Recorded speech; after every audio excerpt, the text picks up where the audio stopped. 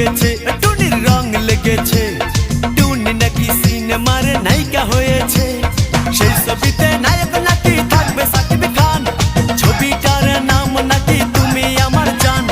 টুনির জ্বালায় এবার আমার যাবে রে প্রাণ, যাবে রে প্রাণ। রং লেগেছে, মনে রং লেগেছে।